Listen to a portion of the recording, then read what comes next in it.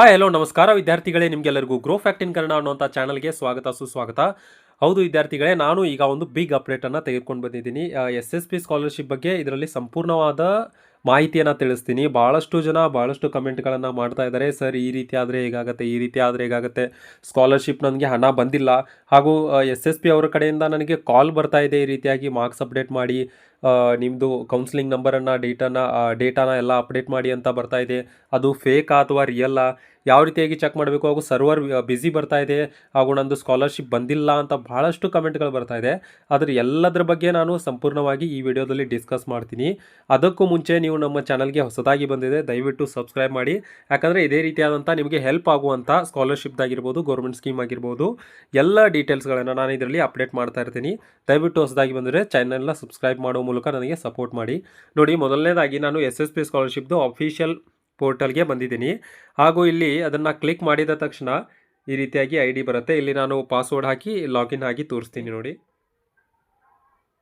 ನೋಡಿ ಇಲ್ಲಿ year wise status ಅಂತ ಏನಿದೆಯಲ್ಲ, ಇದನ್ನು ಕ್ಲಿಕ್ ಮಾಡಿದ ತಕ್ಷಣ ಎಲ್ಲ ಲಾಗಿನ್ ಆಗ್ತಾ ಇದೆ. ಕೆಲವ್ರದ್ದು ಲಾಗಿನ್ನೂ ಆಗ್ತಾ ಇಲ್ಲ, ಕೆಲವ್ರದ್ದು ಲಾಗಿನ್ ಆಗ್ತಾ ಇದೆ. ಲಾಗಿನ್ ಆಗಿ ಏನು ಇಯರ್ ವೈಸ್ ಸ್ಟೇಟಸನ್ನು ಚೆಕ್ ಮಾಡೋದಕ್ಕೆ 2025-26 ಅಂತ ಸೆಲೆಕ್ಟ್ ಮಾಡಿಕೊಂಡು ನಂತರ ವ್ಯೂ ಅಂತ ಕ್ಲಿಕ್ ಮಾಡ್ತೇವೋ, ಆವಾಗ ಯಾವುದೇ ರೀತಿಯಾಗಿ ಏನು ವೆಬ್ಸೈಟ್ ಅಪ್ಡೇಟೇ ಆಗ್ತಾ ಇಲ್ಲ, ಅಂದರೆ ಚೇಂಜೇ ಆಗ್ತಾ ಇಲ್ಲ, ಲೋಡೇ ಆಗ್ತಾ ಇಲ್ಲ, ಯಾವುದೂ ಕೂಡ ಏನು ಬರ್ತಾನೆ ಇಲ್ಲ ಅಂತ ಬಹಳಷ್ಟು ಜನ ಫಸ್ಟ್ರೇಟ್ ಆಗಿ ಅದನ್ನು ಕಮೆಂಟ್ ಬಾಕ್ಸ್ನಲ್ಲಿ ತಿಳಿಸಿದರು.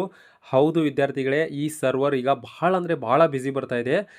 ಸುಮಾರು ಒಂದು ವಾರ ಆಯಿತು ನಾನು ಟ್ರೈ ಮಾಡ್ತಾನೆ ಇದ್ದೀನಿ. ನಾನು ಕೂಡ ಒಬ್ಬರು ಸ್ಟೂಡೆಂಟ್ಸು ನೋಡ್ತಾನೆ ಇದ್ದೀನಿ. ಆದರೆ ಸರ್ವರ್ ಯಾವುದೇ ರೀತಿಯಾಗಿ ಸರ್ವರ್ ಒಂದು ಸರ್ತಿ ಕೂಡ ನನಗೆ ಬಂದಿಲ್ಲ. ಸರ್ವರ್ ಪದೇ ಪದೇ ಆಗಿ ಬ್ಯುಸಿ ಬರ್ತಾನೆ ಇದೆ, ಬ್ಯುಸಿ ಬರ್ತಾ ಇದೆ. ಹೌದು, ನಿಮ್ದಷ್ಟೇ ಆಗ್ತಾ ಇಲ್ಲ, ಎಲ್ಲರದು ಕೂಡ ಇದೇ ರೀತಿಯಾಗಿ ಆಗ್ತಾ ಇದೆ. ನೀವು ಅದಕ್ಕೆ ಯಾವುದೇ ರೀತಿಯಾಗಿ ಟೆನ್ಷನ್ ತೆಗೆದುಕೊಳ್ಬೇಡಿ. ಇನ್ನೂ ಕೆಲವೇ ದಿನಗಳಲ್ಲಿ ಸರ್ವರ್ ಕೂಡ ಅದು ಕರೆಕ್ಟಾಗಿ ಆಗತ್ತೆ. ಅವರು ಚೇಂಜಸನ್ನು ಮಾಡ್ತಾರೆ, ಟೆಕ್ನಿಕಲ್ ಇಶ್ಯೂ ಅಂತ ಹೇಳ್ಬೋದು. ಒಂದೇ ಪಾಯಿಂಟ್ ಇದು ಕ್ಲಿಯರ್ ಆಯಿತು.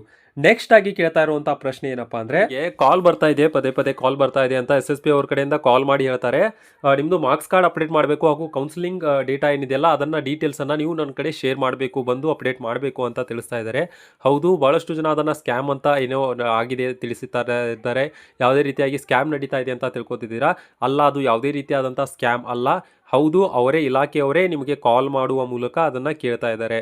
ಇಲ್ಲಿ ಏನಾಗ್ತಾ ಇದೆ ಅಂದರೆ, ನಿಮ್ಮದು ಏನು ಸ್ಕಾಲರ್ಶಿಪ್ ಅಪ್ಲೈ ಮಾಡಿರ್ತೀರಲ್ಲ ಅದೆಲ್ಲ ಅಪ್ರೂವ್ ಆಗಿರುತ್ತೆ.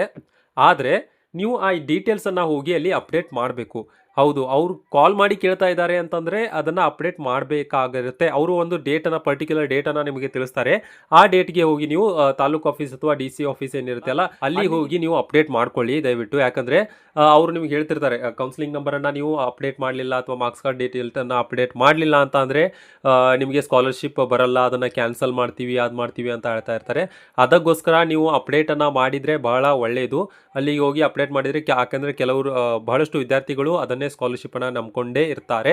ಅದಕ್ಕೆ 20,000 50,000ವರೆಗೂ ಅಮೌಂಟ್ ಬರುತ್ತೆ. ಅಂಥ ಹಣವನ್ನು ನೀವು ಕಳ್ಕೊಳ್ಬೇಡಿ. ಆಮೇಲೆ ಅವರು ರಿಜೆಕ್ಟ್ ಮಾಡ್ತಾರೆ. ಏನಾದರೂ ನೀವು ಹೋಗಿ ಸಬ್ಮಿಟ್ ಮಾಡಲಿಲ್ಲ ಅಂದರೆ ಆಮೇಲೆ ರಿಜೆಕ್ಟ್ ಮಾಡ್ತಾರೆ. ಆವಾಗ ಏನು ರೀಸನ್ ಅಂತ ಕೇಳಿದ್ರೆ, ನೀವು ಈ ರೀತಿಯಾಗಿ ಅಪ್ಡೇಟ್ ಮಾಡಿಲ್ಲ, ಅದಕ್ಕೆ ಹಣ ಕೊಟ್ಟಿಲ್ಲ, ಅದು ಇದು ಅಂತ ಅವರು ರೀಸನ್ ಹೇಳ್ತಾರೆ. ಇದು ಗೌರ್ಮೆಂಟು ಕೆಲಸ ಅಂದರೆ ಇದೇ ರೀತಿಯಾಗಿರುತ್ತೆ. ಅದಕ್ಕೆ ನಾನು ರಿಕ್ವೆಸ್ಟ್ ಮಾಡೋದು ನಿಮಗೆ ಏನಂದರೆ, ಅವ್ರು ಏನಾದರೂ ನಿಮಗೆ ಕಾಲ್ ಮಾಡಿ ಕೇಳ್ತಾ ಇದ್ದಾರೆ ಇದನ್ನು ಅಪ್ಡೇಟ್ ಮಾಡಿ ಅಂತ ಅಂದರೆ, ಅವರು ಯಾವ ಆಫೀಸ್ಗೆ ಇರ್ತಾರಲ್ಲ ಆ ಆಫೀಸ್ಗೆ ಹೋಗಿ ನೀವು ಅಲ್ಲಿ ಅಪ್ಡೇಟನ್ನು ಮಾಡ್ಕೊಳ್ಳಿ. ಹಾಗೂ ಇನ್ನೊಂದು ಪ್ರಾಬ್ಲಮ್ ನಡೀತಾ ಇದೆ ವಿದ್ಯಾರ್ಥಿಗಳೇ, ಅಲ್ಲಿಗೆ ಹೋಗಿ ಏನೋ ಅವರು ಡಿಪಾರ್ಟ್ಮೆಂಟ್ನ ಲಾಗಿನ್ ಆಗ್ತಾ ಇರಲ್ಲ, ಆ ಲಾಗಿನ್ ಕೂಡ ಅವ್ರಿಗೆ ಸಿಗ್ತಾ ಇಲ್ಲ. ಕೆಲವು OTP ಬರ್ತಾ ಇದೆ, OTP ಬರ್ತಾ ಇಲ್ಲ, ಅದು ಕೂಡ ಪ್ರಾಬ್ಲಮ್ ಆಗ್ತಾ ಇದೆ. ಅದಕ್ಕೋಸ್ಕರ ಅವ್ರು ಏನು ತಿಳಿಸಿದಾರಲ್ಲ ಅದನ್ನು ಮಾಡಿ.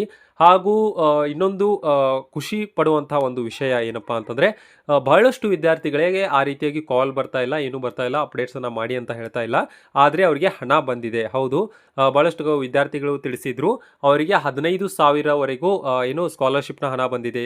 ಇನ್ನು ಕೆಲವರಿಗೆ 25,000 ಹಣ ಬಂದಿದೆ. ಅವರಿಗೆ ಸ್ಕಾಲರ್ಶಿಪ್ ಈಗ ಬಂದಿದೆ. ನೀವು ಕೂಡ ಸ್ಕಾಲರ್ಶಿಪ್ ಈಗ ಇಲ್ಲಿ ಸ್ಟೇಟಸ್ನಲ್ಲೂ ಅಂತೂ ತೋರಿಸ್ತಾ ಇಲ್ಲ, ಇದು ಸರ್ವರ್ ಎರರ್ ಬರ್ತಾ ಇದೆ, ಬ್ಯುಸಿ ಬರ್ತಾ ಇದೆ. ಅದಕ್ಕೋಸ್ಕರ ನೀವು ಏನು ಮಾಡಬೇಕಂದ್ರೆ, ನಿಮ್ಮದು ಯಾವ ಬ್ಯಾಂಕ್ ಅಕೌಂಟಿಗೆ ಬರುತ್ತಲ್ಲ ಆ ಬ್ಯಾಂಕ್ ಅಕೌಂಟಿಗೆ ಹಣ ಬಂದಿದೆಯೋ ಇಲ್ಲೋ ಅನ್ನೋದನ್ನು ಚೆಕ್ ಮಾಡ್ಕೊಳ್ಳಿ. ಕೆಲವರಿಗೆ ಬರ್ತಾ ಇದೆ, ಈಗ ಸ್ಕಾಲರ್ಶಿಪ್ ಅಮೌಂಟ್ ಹಾಕ್ತಾ ಇದ್ದಾರೆ. ಹಾಗೂ ನಾನು ಇಲ್ಲಿ ಒಂದು ವಿಡಿಯೋನ ನೀವು ಕೂಡ ನೋಡಿರ್ಬೋದು. ಈ ವಿಡಿಯೋನ ಇನ್ಸ್ಟಾಗ್ರಾಮ್ ಅಥವಾ ಯೂಟ್ಯೂಬ್ನಲ್ಲಿ ತುಂಬ ವೈರಲ್ ಆಗ್ತಾ ಇದೆ.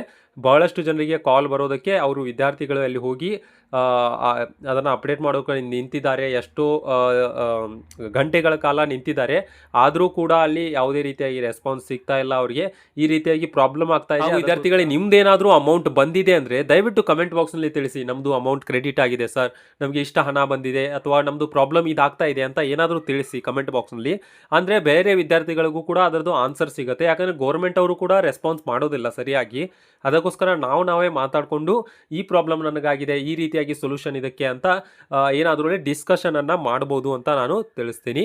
ಹಾಗೂ ಕೊನೆವರೆಗೂ ನಮ್ಮ ವಿಡಿಯೋನ ನೋಡೋದಕ್ಕೆ ಧನ್ಯವಾದಗಳು ವಿದ್ಯಾರ್ಥಿಗಳೇ.